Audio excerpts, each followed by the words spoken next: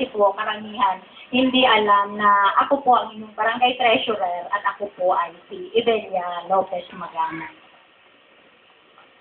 Ako po ang inyong barangay treasurer at hindi po ako nahihiya na isa-isahin din ang mga naging accomplishment namin sa aming termino sa pamumuno po ng ating punong barangay na si Mildred Avan Agpalo. Isa po sa pinakamalaking accomplishment namin ay ang pagtaas ng tax collection dito sa ating barangay. Ang ikalawa po ay ang rehabilitation at construction po ng mga kalsada dito sa barangay site. Isa na po itong sa Madi Street, yung sa Rosario Street, at saka yung sa Elisa Street. Ang pangatlo po sa naging accomplishment namin, siguro po kung magagawi kayo sa aming barangay, mapupuna po ninyo na ang ating barangay ay isa sa pinakamagandang barangay hall.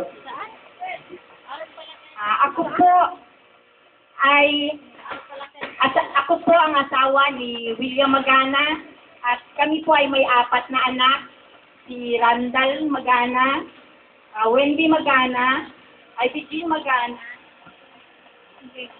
Kevin Alvin Magana. Ang panganay ko pong anak ay nagtapos na accountancy sa Ateneo Dinaga. At ang dalawa pong anak namin ay nagtapos ng management at entrepreneurship sa Camarines Norte State College. At ang bunso po ay kasalukuyang nag-aaral sa Lourdes College, second year high school. Ako po ay nakasanayang tawaging Ate Bel ng mga nakararami. Sige na. Diretso. Ako po ay nagtapos ng kursong Bachelor of Science in Business Administration sa University of the East, major in Banking and Finance. Nag-aral po ng high school sa PNHS, elementary sa Diet Elementary School, at nakapagtrabaho po bilang teller bookkeeper sa Rural Bank of Daet. Naging assistant production manager din po ng isang export company at nag-promote na po ng Filipino products sa ibang bansa sa Germany at saka sa Paris. Naging sales consultant din po ng pre-need company.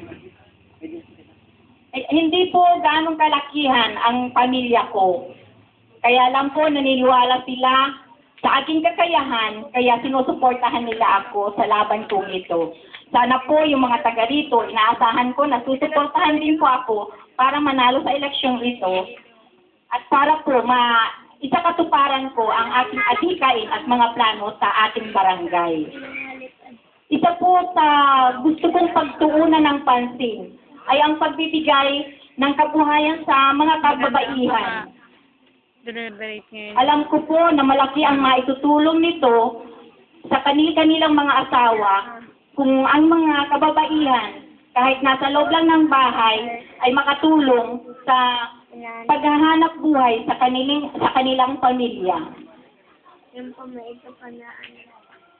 Sige.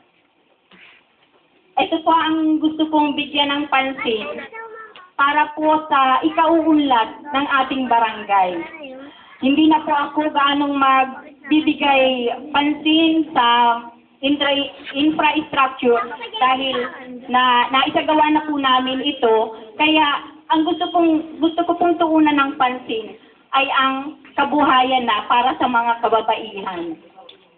Sana po sa October 29, huwag po ninyong kalimutan si Ate Bel Magana para po makasama sa pagpapaunlad ng ating barangay. Maraming salamat po.